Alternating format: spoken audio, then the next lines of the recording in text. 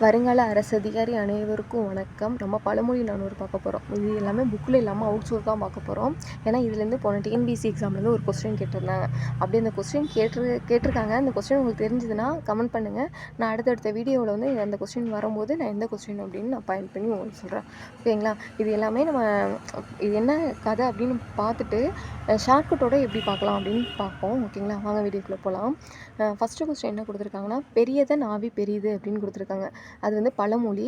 அடுத்து அருகனடி போற்றும் கொடுத்துருக்காங்க. அது வந்து டைட்டில். ஓகேங்களா? இப்போது பெரியதன் ஆவி பெரியதுன்னா, ஐம்புலன்களையும் ஒருத்தன் அடக்கி வச்சுருக்கானா அது ஒரு பெரிய விஷயந்தான். அப்படி அடக்கி வச்சுருக்க ஒரு பெரியவரோட அடியை போட்டுருனா நமக்கு நல்லது தான், நம்ம நன்மை தான் தரும் அப்படின்னு சொல்லலாம். எப்படி ஞாபகம் வச்சுக்கலாம்னா, பெரியவரோட அடியை போற்றுதல் அப்படின்னு ஞாபகம் வச்சுக்கலாம். பெரியவங்களோட அடியை போட்டுனா நம்ம நல்லதாகவே நடக்கும் அப்படின்னு ஞாபகம் வச்சுக்கலாம். ஓகேங்களா? அடுத்து அகலுள் நீராலே துடும்பல் எரிந்து விடல் அப்படின்னு கொடுத்துருக்காங்க. அதுதான் பழமொழி. இதுக்கான டைட்டில் என்னென்னா, மேல்நிலை அடைதல். இப்போது நமக்கு வந்து ஒருத்தவங்க நம்மளை ரொம்ப கீழ்த்தனமாக நம்மளை ஒருத்தவங்க பேசிகிட்டு இருக்காங்கன்னு வச்சுக்கோங்களேன். அதில் நம்ம காதில் வாங்காமல் நம்ம இப்படி தான் அப்படின்னு நம்ம நினச்சிட்டு நம்ம பாட்டுக்கு இருந்தோம்னா நம்ம கண்டிப்பாக ஒரு மேல்நிலை அடைஞ்சிருவோம் அப்படின்னு நம்ம ஞாபகம் வச்சுக்கலாம். இது வந்து ஷார்ட்கட்டாக என்னென்னா, நீராலே துடும்பல் எரிந்து விடல். நீருக்குள்ளே நம்ம ஒன்று விட்டோம்னா கண்டிப்பாக அது மிதந்துடும். மோஸ்ட்லி எல்லாமே மிதந்துருக்கும் அப்படின்னு ஞாபகம் வச்சுக்கலாம். நீருக்குள்ளே போட்டோம்னா மேல்நிலை அடைஞ்சிரும். மிதந்து மேலே வந்துடும். மேல்நிலை அடைதல் அப்படின்னு ஞாபகம் வச்சுக்கலாம். அடுத்து அக்காரம் பால் செருக்கு ஆறு அப்படின்னா அறநெறியானுக்கு உபதேசம் கொடுத்துருக்காங்க. அக்காரம் பால் செருக்கு. இப்போ பாலுங்கிறது ஒரு இனிமையான விஷயம் தானே.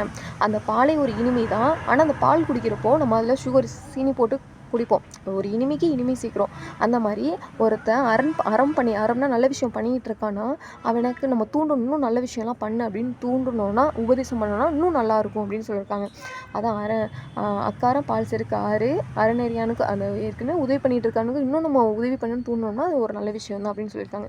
எது எப்படி ஞாபகம் வச்சுக்கலாம்னா, பால் குடிக்கிறவன் நல்லா அறம் பண்ணுறான் அறநெறி பண்ணுறான் அப்படின்னு ஞாபகம் வச்சுக்கலாம். ஓகேங்களா? அடுத்து அங்காடி மேயும் பழங்கன்று ஏறதாலும் உண்டு அப்படின்னா தளராதவன் செல்வன் அவன் அப்படின்னு கொடுத்துருக்காங்க. இப்போது அங்காடினா கடைத்தெருவு தான் சொல்லுவாங்க. அந்த கடைத்தெருவில் வந்து ஒரு சின்னதாக கண்ணுக்குட்டி மாடு சின்ன மாடு மேய்ஞ்சிட்ருக்கு அந்த கடைத்தெருவில். ஒரு பல ஆண்டுக்கு அப்புறம் அந்த மாடு வந்து ஒரு ஏர் ஓட்டுறதுக்கோ இல்லை பால் கறக்கிறதுக்கு எதுக்கும் ஒன்று ஹெல்ப் ஆகுது. அந்த மாதிரி தளராதவன் எதுக்குமே தளராமல் இப்போ இருந்ததுன்னா கண்டிப்பாக பின்காலத்தில் அவன் செல்வன் ஆயிடுவான். இப்போ டிஎன்பிஎஸ்சி எக்ஸாமே நம்ம எடுத்துக்கலாம். இப்போ ஒதுக்கி நம்ம படிச்சுட்டு இருக்கோம். என்னடா இப்போ ஒரு நாள் படிச்சுட்டு இருக்கான், வேலையை கிடைக்க மாட்டேது அப்படின்னு சொல்லிட்டு இருக்க நம்ம நம்ம படிச்சுட்டு இருக்கோம், வேலை கிடைக்கல, நம்ம தளராமல் விடாமல் படிச்சுட்டே இருந்தோம்னா கண்டிப்பாக நமக்கு கவர்மெண்ட் வேலை கிடச்சிரும் அப்படின்னு ஞாபகம் வச்சுக்கலாம். இப்போ வந்து என்ன ஷார்ட்கட்டாக என்ன சொல்லணும்னா, இப்போ அங்காடினா இந்த ரேஷன் கடையிலலாம் வந்துட்டு திங்ஸ் வாங்குறதுக்கு லைனில் நிற்பாங்கல்ல, என்னடா இவ்வளோ கூட்டமாக இருக்குது அப்படின்னு தளராமல் அவன் நின்றதானா கண்டிப்பாக அவன் திங்ஸை வாங்கிட்டு போயிடலாம் அப்படின்னு ஞாபகம் வச்சுக்கலாம். ஓகேங்களா? அடுத்து அஞ்சாது என்பது அழுவதன் கண் அப்படின்ட்டு பழமொழி கொடுத்துருக்காங்க. அப்படின்னா கொடியவன் பார்க்க மாட்டான். இப்போ கொடியவன்னா ஒரு தீயவன் இருக்கானா அவன் வந்து ஒரு கெட்ட விஷயத்தை செய்கிறதுக்கு வந்து எதுக்குமே பார்க்க மாட்டான். அந்த விஷயம் அவனை கெட்ட விஷயம் பண்ணதுக்கு அப்புறமா அவன் மேலே ஒரு பழி சொல் வரும் அப்படின்னா எதுவுமே பார்க்க மாட்டான். அவன் அந்த விஷயத்தை செஞ்சுட்டே தான் இருப்பான். அது எதுக்குமே அஞ்ச மாட்டான். அப்போ எதுக்குமே அஞ்சாதவன் என்ன பண்ணுவான்? கொடியவன் எதுக்கும் அஞ்ச மாட்டான் அப்படின்னு ஞாபகம் வச்சுக்கலாம். அடுத்து அஞ்சும் பிணிமூப்பு அருங்கூற்றுடன் இயந்து துஞ்ச வருமே துயக்கு அப்படின்னு கொடுத்துருக்காங்க. அதுக்கு என்ன ஹெட்லைன் அப்படின்னா தர்மம் செய்யுங்கள் கொடுத்துருக்காங்க. இப்போ வந்துட்டு இதில் என்னென்னா, இப்போ பிணினா நோய் தானே. நோய் வந்ததுக்கு அப்புறம் போயிட்டு நான் சரியாகணும் அப்படின்னு போய் எல்லாருக்குமே உதவி பண்ணுற தர்மம் செய்கிறத விட நல்லா இருக்கும் போதே நம்ம தர்மம் செஞ்சிட்டோம்னா அது நல்லா தான் இருக்கும். ஏன் நமக்கு ஒரு கஷ்டம் இல்லை ஒரு நோய் வந்ததுக்கப்புறம் நம்ம போய் ஏன் மற்றவங்க ஹெல்ப் பண்ணணும், போய் சாமிகிட்ட வேணும், தர்மம் செய்யணும், நல்லா இருக்கும்போதே அந்த தர்மம் செஞ்சுட்டு போங்க அப்படின்னு அங்கே சொல்லியிருக்காங்க. எப்படி ஞாபகம் வச்சுக்கோன்னா, நோய் வந்ததுக்கப்புறம் எல்லாம் நோய் வந்துட்டால் தர்மம் செய்வாங்க அப்படின்னு ஞாபகம் வச்சுக்கலாம். அடுத்து அஞ்சுவார் கில்லை அரண், கோழைக்கு பாதுகாப்பே கிடையாது அப்படின்னு கொடுத்துருக்காங்க. அரண் என்ன? பாதுகாப்பு தான் அரண். இப்போ வந்துட்டு கோழை இப்போ வந்து நான் கோழையாக இருக்கேன்னு வச்சுக்கோங்களேன். என்னை சுற்றி ஒரு 4 பேர் பாதுகாப்பாக இருக்காங்கன்னா அது ஒரு தேவை. அப்போ வந்து நான் வீரன் கிடையாதுல்ல, அப்போவுமே நான் கோழை தான். எனக்கு சுற்றி பாதுகாப்பு இருந்தாலும் நான் கோழை தானே. அதான் அஞ்சுவருக்கு வந்து பாதுகாப்பே வேண்டாம்னா யார் அஞ்சுவாங்கன்னா கோழை தான் அஞ்சுவாங்க அப்படின்னு ஞாபகம் வச்சுக்கோங்க. அடுத்து அடுப்பின் கடைமுடங்கு நாயை புளியம் எனலாம் அப்படின்னு கொடுத்துருக்காங்க. இதுக்கு வந்து என்ன டைட்டில்னா குடிப்பெருமையோட சிறப்பு. இப்போ வந்துட்டு ஒரு நல்ல ஒரு குடியில் பிறந்த ஒருத்தவங்க இருக்காங்கன்னு வச்சுக்கோங்களேன், இல்லை தீய குடியில் பிறக்கிற தீய விஷயங்கள்லாம் செய்கிற ஒருத்தவரை அவர் பெருமையாக இப்படி பண்ணுவாங்க அப்படி பண்ணுவாங்கன்னு சொல்கிறது வந்து தேவையில்லாத ஒரு விஷயம், இல்லாதது இருக்கிற மாதிரி சொல்லுவாங்க. இது புக்கில் அப்படி தான் இருக்குது. பாருங்கள், நாய் இருக்குல்ல, நாய் தான் புலி தான். நாயை போயிட்டு புலின்னு சொல்ல முடியாதுல்ல. அதான் இங்கே கொடுத்துருக்காங்க. நாய் ஒரு இனம், புலி ஒரு இனம். அதான் என் குடிப்பெருமையோட சிறப்பு அப்படின்னு ஞாபகம் வச்சுக்கோங்க.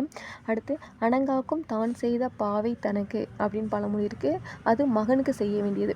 மகனுக்கு வந்து தகப்பன் என்ன செய்வாங்க, தந்தை வந்து என்ன செய்ய வேண்டிய கடமை அதை கண்டிப்பாக செஞ்சுவாங்க. அணங்காக்கும் தான் செய்த பாவை தனக்கு தான். நம்ம மகனுக்கு செய்கிற விஷயமே அது தனக்கு, நமக்கானது தான் அப்படின்னு ஞாபகம் வச்சுக்கலாம். அடுத்து அணியாரோ தம்மை தமவேனும் கொள்ள களம் அப்படின்னா முகஸ்துளிக்கு மகிழ வேணாம். இப்போ வந்துட்டு நம்ம நார்மலாக இருக்கணும்னு வச்சுக்கோங்களேன். நம்ம அணியில் இல்லை யாரோ இன்னொருத்தவங்க வந்து நீ இப்படி இருக்க அப்படி இருக்க அப்படின்னு நம்மளை வந்து சொல்கிறாங்கன்னு வச்சுக்கோங்களேன். அதுக்கு நம்ம ஹாப்பி ஆகிடக்கூடாது. நம்மளை இப்படி சொல்கிறாங்க அப்படி சொல்கிறாங்க அப்படின்னு நம்ம ஹாப்பி ஆகிடக்கூடாது. அவங்க இப்படி சொல்கிறாங்களா அதோடு விட்டுருவோம். நம்ம வந்து நம்ம இப்படி இருக்கோமா, அடுத்த லெவலுக்கு இதை விட அடுத்த லெவலுக்கு தான் போகணும் நம்ம நினைக்கிறத விட அவங்க இப்படி சொல்லிட்டாங்க நம்ம இப்படி இருக்கோம் அப்படின்னு நம்ம ஹாப்பி ஆகிடக்கூடாது. ஓகேங்களா? இது வந்து நம்ம எப்படி ஞாபகம் வச்சுக்கலாம், அணினா நகைகள் அப்படின்னு ஞாபகம் வச்சுக்கோங்க. அணியெல்லாம் நம்ம உடம்புல போட்டுட்டோம்னா முகஸ்துளிக்கு மகிழ வேணும். அதுக்கு ஹாப்பி ஆகிடக்கூடாது. நமக்கு அணிகள் நிறையா இருக்குன்னு நம்ம ஹாப்பி ஆகிடக்கூடாது அப்படின்னு ஞாபகம் வச்சுக்கோங்க. ஓகேங்களா? அடுத்து அணியெல்லாம் ஆடைக்கு பின். நமக்கு தெரியும் ஃபஸ்ட்டு வந்துட்டு ஆடை தான் நமக்கு முக்கியம். அதுக்கப்புறம் தான் அணிகலன் கூட இல்லாமல் இருந்துடலாம், ஆனால் ஆடை இல்லாமல் இருந்துட முடியாது. ஓகேங்களா? அதுக்கு என்ன டைட்டில் என்ன கொடுத்துருக்காங்கன்னா அறிவு ஆடை போன்றது. ஆமாம், அறிவு இருக்கனால தான் ஆடை எப்படி போடணும் அப்படின்லாம் நம்ம தெரியல. ஓகேங்களா? அணியெல்லாம் ஆடைக்கு பின்னா அறிவு ஆடை போன்றது அப்படின்னு ஞாபகம் வச்சுக்கோங்க. அடுத்து அம்பலம் தாழ் கூட்டுவார் அப்படின்னா என்ன டைட்டில்னா வம்புக்காரனின் வாயின்னு கொடுத்துருக்காங்க. இப்போது ஒருத்தர் நம்மளை போட்டு வம்பிழுத்துட்டே இருக்கான்னு வச்சுக்கோங்க. நம்ம அவன் வம்பிழுக்கிறான்னு அவனுக்கு ஈக்குவலாக நம்மளும் போய் பேசிக்கிட்டே இருந்தோம்னு வச்சுக்கோங்க. ஒரு 4 பேர் இருக்கிற மத்தியில் நம்மளை வந்து அசிங்கப்படுத்திட்டு போயிடுவான். அதை அம்பலம் பண்ணிட்டு போயிடுவான். அப்புறம் அது நமக்கு தான் அசிங்கமாக போயிடும். 4 பேருக்கு ஒருத்தர் நம்ம வம்பிழுக்கிறான்னா அதை அவாய்ட் பண்ணிட்டு நம்ம போகிறது தான் நமக்கு நல்லது நடக்கும். ஓகேங்களா? அதான் எல்லாருக்கும் முன்னாடி அம்பலம் பண்ணிடுவோம் அப்படின்னு ஞாபகம் வச்சுக்கோங்க. அடுத்து அம்பு விட்டு ஆக்கருக்கும் மாறு அப்படின்னா அம்பால் சாதிக்க வேண்டும். இப்போ வந்துட்டு ஒரு மாடு இருக்குன்னு வச்சுக்கோங்களேன். மாட்டில் வந்து பால் கறக்கணும். நம்ம என்ன பண்ணணும், அது ஃபஸ்ட்டு கன்றுக்குட்டி வந்து பால் கொடுக்கணும். கன்றுக்குட்டி கொடுத்ததுக்கப்புறம் நம்ம பால் கறக்கணும். அப்போ தான் நமக்கு பால் வரும். அது அன்புனால சாதிக்கணும். நமக்கு பால் வேணும் அப்படின்னா மாட்டை போயிட்டு வெட்டி அம்பு விட்டு மாட்டை வெட்டிட்டு நமக்கு பால் கறக்க முடியுமா? பாலும் வராது, மாடும் நமக்கு கிடைக்காது. அப்படி பண்ணிடக்கூடாது அப்படின்னு சொன்னாங்க. அன்புனால நம்ம சாதிக்க வேணும் அப்படின்னு கொடுக்குறாங்க. ஓகேங்களா? இது எப்படி வச்சுக்கோன்னா அம்பு விட்டுறக்கூடாது, அன்புனால சாதிக்கணும். அம்பு விட்டு கொண்டுறக்கூடாது, அன்பு வேணும், அன்புனால சாதிக்கணும் அப்படின்னு ஞாபகம் வச்சுக்கோங்க. அயலறியா அப்னோ இல் அப்படின்னா இனத்தை கொண்டே மதிப்பிடலாம். யார் எந்த இனம் அப்படின்னாக்க அவங்க செய்கிற விஷயங்களை கொண்டே மதிப்பிடலாம். இப்போ வந்து நான் வந்து நல்ல ஒழுக்கத்தோடு இருக்கேன்னா அப்போ நான் எப்படிப்பட்டவங்கன்னு நான் பண்ணுற செயல்களை வச்சு நம்ம மதிப்பிடலாம். ஒரு கீழ்த்தனமான ஒரு விஷயம் பண்ணாலும் அவங்க இப்படி தான் இருப்பாங்க போல் அப்படின்னு அவங்க செய்கிற விஷயத்தை வச்சு மதிப்பிடலாம். அயலறியானா வேறு யாரோ ஒருத்தவங்க வந்துட்டு யாரோ ஒருத்தவங்க வர்றாங்க. அவங்க வந்து நமக்கு தெரியாத ஒரு அயலறியாத ஒருத்தவங்க வர்றாங்க. அவங்க எப்படிப்பட்டவங்க அப்படின்னா அவங்க செய்கிற விஷயத்தை வச்சு மதிப்பிடலாம் அப்படின்னு ஞாபகம் வச்சுக்கோங்க. அடுத்து ஐரை விட்டு வரால் வாங்குபவர் அப்படின்னா பயனோக்கி செய்வது உதவியாகாது. இப்போ நம்ம ஒருத்தவங்களுக்கு உதவி செய்கிறோன்னா அவங்க நம்ம திரும்ப ஒரு உதவி பண்ணுவாங்கன்னு நினச்சி செய்கிறதுக்கு பேர் உதவி கிடையாது. நமக்கு ஒரு நார்மலாக நமக்கு நேர்மையாக உதவி செய்யணும்னா உதவி செஞ்சுட்டு போயிடணும். அவங்க நம்ம உதவி பண்ணுறதுனால அவங்க நமக்கு ஒரு உதவி பண்ணுவாங்க அப்படின்னு நினச்சி செய்கிறதுக்கு பேர் உதவி கிடையாது. ஒரு ஐரைங்கிறது ஒரு மீன் தான். ஐரை மீனை விட்டுட்டு இன்னொன்று ஒரு பெரிய வரால் மீனை பிடிக்கிற மாதிரி அதுக்கு பேர். ஓகேங்களா? அது மாதிரி பண்ணக்கூடாதுன்றாங்க. அடுத்து அயிலாலோ போல்ப அயில் அப்படின்னா நல்லதே உணர்த்து தீயவரால் முடியாது. இப்போ நான் ஒரு விஷயத்த வந்து நான் நல்லதை பண்ணிக்கிட்டே இருக்கேன்னு வச்சுக்கோங்க. என்னை விட நல்லது தெரிஞ்சவங்களுக்கு தான் நான் நல்லது பண்ணுறேன்னு தெரியும். என்னோட கீழ்த்தனமாக தீய விஷயங்களை செய்கிறவங்களுக்கு தான் நான் நல்லது பண்ணுறேன்னு அவங்களுக்கு உணர முடியாது. என்னை விட மேலே ஒரு நல்லதை உணர்த்த நல்லவரால் தான் முடியும் அப்படின்னா தீயவரால் முடியாது அப்படின்றான். ஓகேங்களா? அடுத்து அரங்கினுள் வட்டு கரையிருந்தார் கெளிய போர் அப்படின்னா இது வந்து என்ன சொல்லியிருக்காங்கன்னா செய்வனுக்கு தான் வருத்தம் தெரியும்னு கொடுத்துருக்காங்க. இப்போ வந்து ஒரு அரங்கு இருக்குது. வட்டு அப்படின்னா ஒரு இது கிரிக்கெட் விளையாண்டுருக்காங்கன்னு வச்சுக்கோங்களேன். அங்கே கிரிக்கெட் விளையாண்டுருப்போம். நம்ம இங்கே தூரமாக பார்ப்போம். ஒரு கிரிக்கெட் விளையாண்டுருப்பாங்க. அவங்க ஒரு பாலை விட்டுருவாங்க.